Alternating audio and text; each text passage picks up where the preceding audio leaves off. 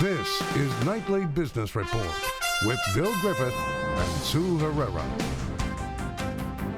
Unpredictable market. It was a relatively quiet day until the bottom fell out of stocks and investors are left to wonder what's next. Corporate mistrust, why a scandal can exact a high cost on investors. Lesson plans. Apple wants to play a bigger role in the classroom, where providing schools with laptops and tablets is very big business. Those stories and much more tonight on Nightly Business Report for Tuesday, March 27th. And we bid you good evening, everybody. Well, that was certainly interesting. An unexpected turn of events late in the day sent the blue chip Dow Industrials average down sharply and once again moved it into correction territory, meaning it's now down 10% below its most recent high. It certainly didn't look like that would happen, though, when the market opened this morning. In fact, for a time, the Dow was up more than 240 points. But late in the day, as Sue said, Treasury yields moved lower as traders bought bonds, tech stocks tanked, and the rest, as they say, is history. When all was said and done, the Dow dropped 344 points to 23,857. The Nasdaq was actually the bigger loser, down nearly 3% or 211 points, and the S&P lost 46. Bob Pisani has more on the surprise sell-off from the New York Stock Exchange. It was another whipsaw session for the stock market after yesterday's robust rally. Now, markets took another turn down in the last hour when yields on the 10-year Treasury dropped below 2.8% for the first time since early February. That brought down bank stocks, another major component for the markets. With banks and tech both weak, the overall market drooped. What's going on? Two issues have emerged in the last month that may or may not have an impact on earnings. First, the trade war stories ebbs and flows, but everyone agrees that an all-out trade war would be detrimental to earnings. It's just not clear if we're going to have one or not. Technology also took a turn for the worse midday amid a whirlwind of bad news. A possible crackdown from the White House on Chinese investments in U.S. tech companies and the recent crisis in social media stocks around Facebook has led many to question whether user engagement and advertising will lessen, not just for Facebook, but for other social media stocks as well as Google. Finally, NVIDIA announcing it was suspending testing on self-driving cars, which dropped the entire semiconductor market. With semiconductors as a leadership group, any question on earnings is going to add to the headaches to technology. For Nightly Business Report, I'm Bob Pisani at the New York Stock Exchange. So let's turn now to our guests for more on this unpredictable market. Matt Maley is the equity strategist at Miller Tabak, and Brian Levitt is the senior investment strategist with Oppenheimer Funds, and they join us. Welcome, guys. Nice to have you here. So, Matt, what the heck happened? Well, it's kind of funny. The tech group seemed to be the catalyst today, and of course last week it was the trade issue. But right now it's funny, in January the market was riding really high and everything was going good after the tax bill. But then in February the market got cracked and people were saying, well, nothing's really changed. Well, some things have changed now. I mean, whether it be interest rates moving higher or the Fed being less accommodative, and then of course the things that Bob was just talking about in terms of the whether it be a trade war, at least more trade stresses, and the whole thing with social media. So there's some uncertainties out there, and that's causing the market to come down a little bit. And to be honest with you, the one thing I'm worried about, therefore I'm a little cautious, and we could go a little bit lower. But the other thing I'm worried about is that everybody seems to think of the history of the last 20 years. If the market's going down, it's got to go down 50% or more, because that's what happened in 2000 and 2008. Where a long-term history tells us that even bear markets are usually not that bad. So people need to adjust their thinking accordingly. And in fact, Brian, people have been waiting for some kind of a correction. You know, plenty of people sitting on the sidelines waiting for a correction to get in. But now that it's here, they're wondering, gee, should I get in with this market going low like this? Yeah, that's always the case. I mean, it had been a while since we had seen a correction. The last one was towards the end of 2015 into the beginning of 2016. Look, the reason why markets were so sanguine last year is there just was not a lot of policy uncertainty with regards to U.S. monetary policy, U.S. trade policy, European monetary policy. So the markets had a very sanguine year. What's happened so far this year is uncertainty around monetary policy. The Federal Reserve is raising interest rates and signaling more rate hikes ahead, and concerns over trade policy. I want to make a couple of points on that. The first is, if you listen to Jerome Powell at the Fed, he talked about allowing the economy to to run a little bit hot for some time. So I don't think the Fed's going to be overly aggressive. The second is everything we've heard so far around trade is very small. In my mind, it's very politically driven. It is not about macroeconomics. The last thing the Trump administration wants is a bad macro environment heading into the midterms or the 2020 election. So I advise clients, as I always do during market corrections, is to take them in stride. They happen almost every year and will represent buying opportunities in what we believe will be an elongated cycle. This cycle is going to end like all cycles do, on the back of Fed interest rate hikes and an inverted yield curve leading to a recession. We are not there yet. You know, Matt, what seems to be unsettling, though, is the volatility that was so absent last year is back with a vengeance. And you're seeing whipsaw-like activity, usually in the last hour or so of trading. And it's unnerving to some investors.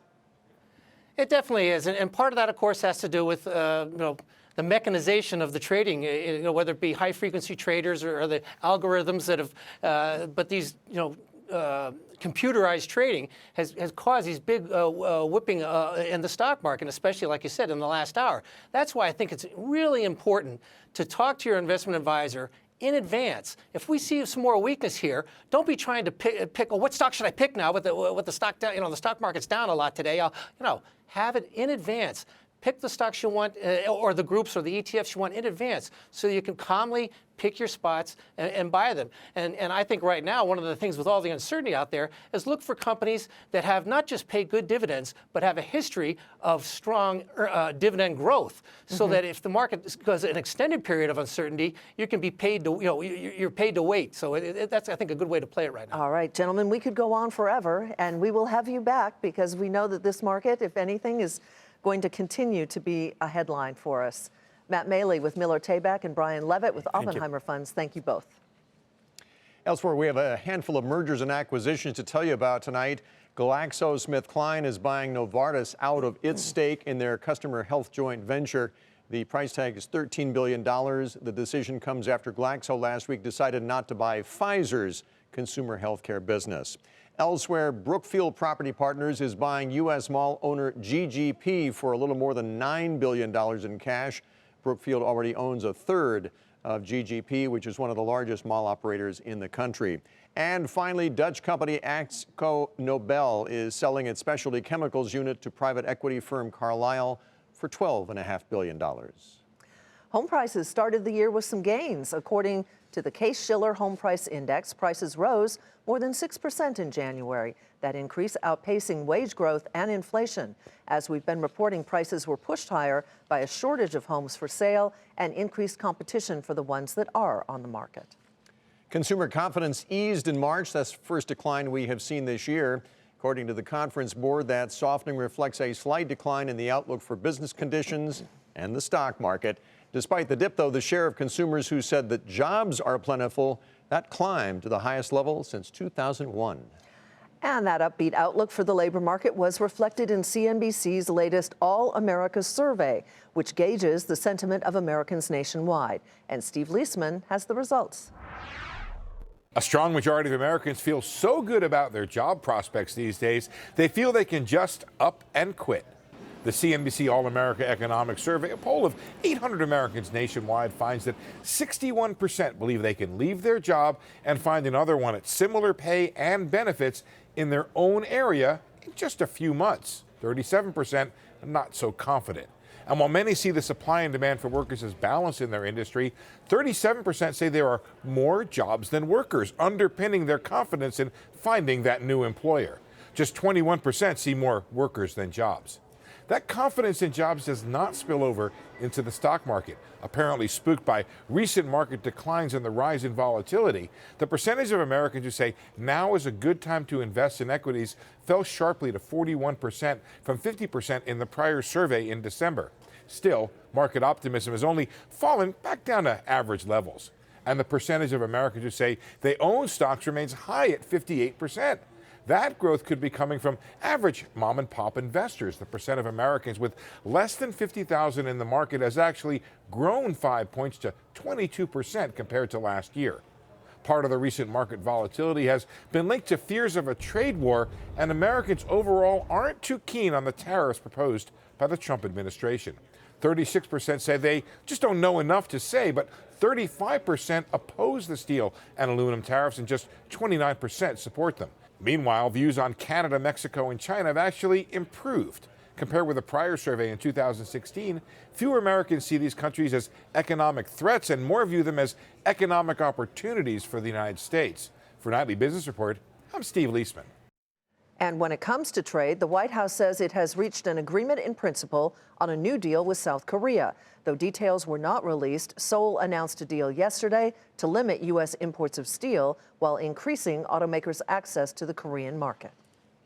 Time to take a look at some of today's upgrades and downgrades. And we begin tonight with Facebook. Bank of America cutting its price target on that stock for the second time in 5 days, now down to $210. The firm says that the FTC probe raises the risk of civil penalties and it could take years to resolve. However, the analyst did maintain his buy rating on Facebook. The stock lost nearly 5% in the sell-off today to close at $152.22, and we'll have more on Facebook a little bit later in our program tonight. Meantime, SunTrust is lowering its rating on Newell Brands to hold from buy. The analyst there cites the recent agreement with an activist investor and the decision to sell $10 billion worth of company assets. Price target now $30 even. The stock today was down 3% to $25.19. Citi is no longer telling clients to sell Roku. Today, it upgraded the stock to neutral. The analyst cites the rollout of the Roku Channel app on Samsung's smart TVs. The price target is now $36 a share. Shares fell more than 4% to 33 even. UBS upgraded its rating on KB Home to neutral from sell. The analyst cites stronger housing fundamentals and the stock's current valuation. The price target was increased to $32, but the stock fell almost 1% in an overall down market to $28.13. Bill? Still ahead, Apple's big push into America's classrooms.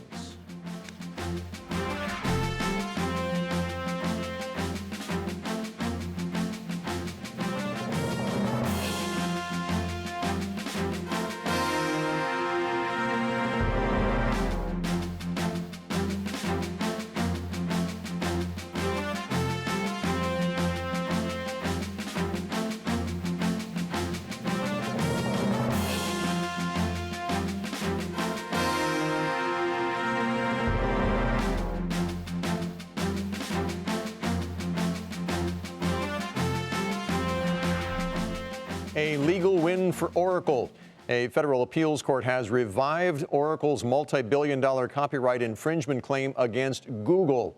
The judge said today that Google's use of Oracle's Java programming technology was unfair, and he ordered a trial to determine the damages. This case has divided Silicon Valley because it pits those who develop interface code against those who rely on it to develop software programs.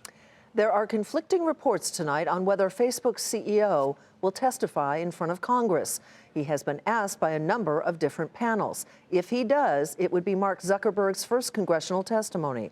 CNN first reported that he agreed to testify, but a statement from a House committee says that the committee is still working to determine the day and time for his possible appearance. Separately, Mr. Zuckerberg declined to appear before a UK parliamentary committee hearing that is also investigating the Cambridge Analytica scandal.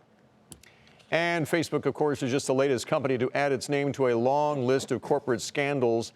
From Wells Fargo, Wynn Resorts, companies have been behaving badly. But at what cost is corporate mistrust hurting investors? Vito Recanelli wrote about it in Barron's, and he's here to join us to talk about that tonight. I mean, it's a confidence game in many cases, because these companies in many cases rely on the confidence of customers.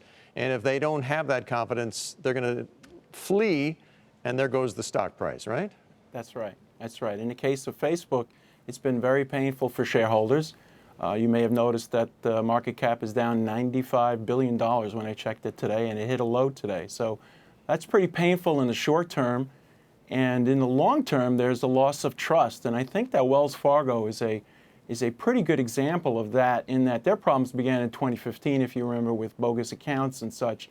And then there were other issues as well since then. And you look at Wells Fargo, which I might add had a pristine reputation going through the 2008 financial crisis with an untarnished reputation. And since then, their earnings have just gone down, and their stock has underperformed not only the market, but a group that's done really, really well in the last 18 months. So there's definitely prices to pay for investors. It seems, Vito, as though we're also kind of at a inflection point, perhaps, if you will, that people now seem to care about the way that companies make their money and produce their products and service their clients, not just the bottom line.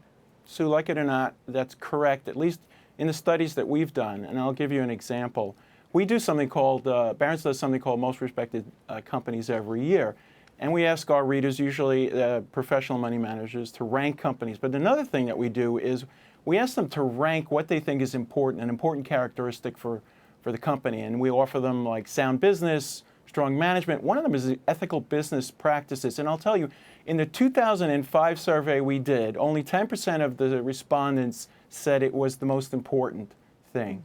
Last year, nearly 30% said it was most important, and it was the #1 ranked characteristic that professional investors wanted to see. And then secondly, you see Larry Fink of BlackRock saying that companies should serve a social purpose. I mean, that's a whole nother ball of wax there, but I mean, it's all related to the ethics.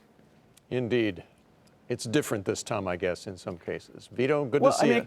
I got to go at this point. That was a summation there. It wasn't a question, but thanks for joining us tonight. Vito Racanelli from Barron's. Thanks for having me. You bet, thanks. General Electric shares take off on rumors of a possible investment by Warren Buffett. That's where we begin tonight's market focus. Bloomberg said there was speculation among traders that the billionaire investor may be considering a stake in the struggling industrial giant. The uncertainty led to a run-up in GE stock. The shares climbed more than 6% at one point. And while Mr. Buffett hasn't made an announcement of a GE investment, in the past he said he would consider taking a position in the company at the right price. GE shares rose nearly 4.5% to $13.44.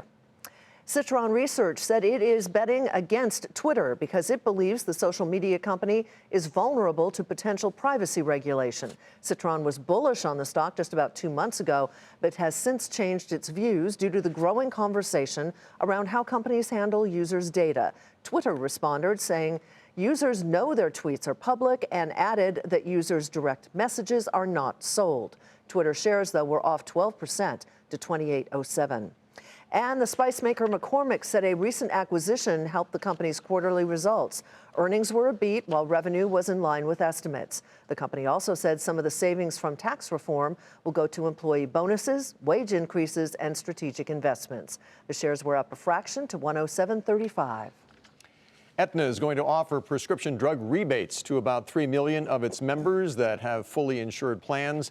The health insurer said that the move is intended to give consumers more transparency when it comes to drug pricing. We told you earlier this month that United Health Group has made a similar move as well. Aetna shares today finished down 1% to $168.36. And after the bell, Lululemon said that strength overseas, coupled with robust e-commerce sales here in the U.S., helped its earnings beat on the top and bottom line. Shares initially rose sharply in the extended session, but they did finish the regular session today down 2% to $78.71. And also after the bell, Nike announced it has extended its partnership with the NFL. Under that deal, Nike will continue to provide players who are under contract with Nike with footwear and gloves for game days. Nike shares initially rose in the extended session. They ended the regular day up a fraction to 66.17. Well, it goes without saying that classrooms today don't look anything like they did when you and I were kids. Gone are the days of number 2 pencils and those sharpeners. Technology is playing a bigger role in schools, and as Josh Lipton reports from Chicago, Apple is fighting for a bigger presence in America's classroom. Chalkboards and notebooks are a thing of the past in America's classrooms.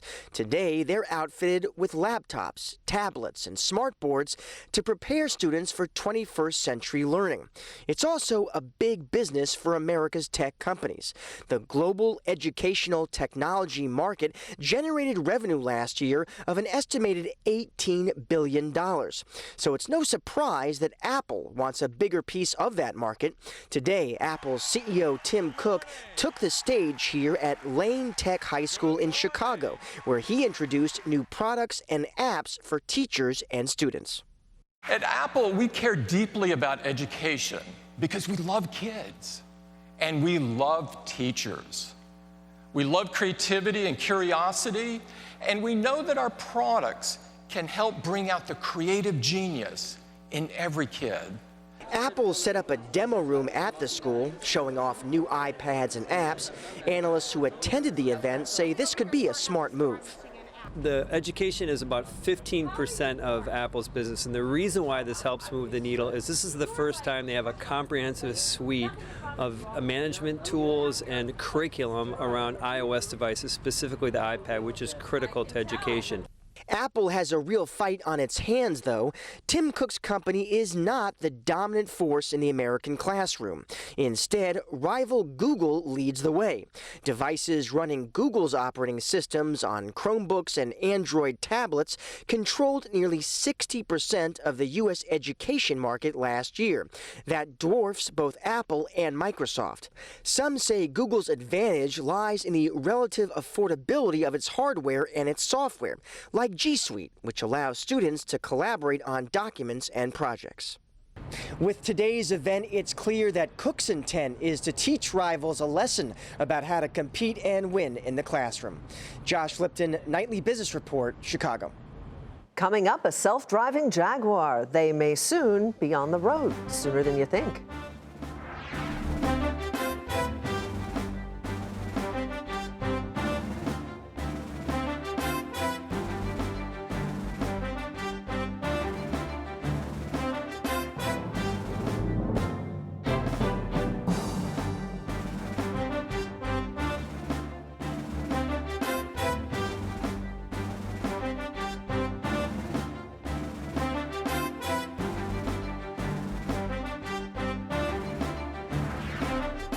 The state of Arizona has now suspended Uber's driverless car testing after last week's deadly accident. In a letter, the governor said that the video of the accident was both disturbing and alarming, and it raises many questions about the ability of Uber to continue testing in Arizona. Uber had already suspended operations on its own and said that it would keep a dialogue open with the state. The chipmaker NVIDIA reportedly plans to suspend self-driving tests worldwide after that fatal Uber accident in Arizona. The company had been testing self-driving technology globally in New Jersey, Santa Clara, Japan, and Germany. That news pressured the stock, sending it down more than 7% in trading today. And still other companies are moving ahead with their plans to roll out autonomous cars. Waymo, the company that was spun out of Google, has now signed a deal with Jaguar, meaning that you may soon see driverless Jags on the road. Phil LeBeau has our story tonight.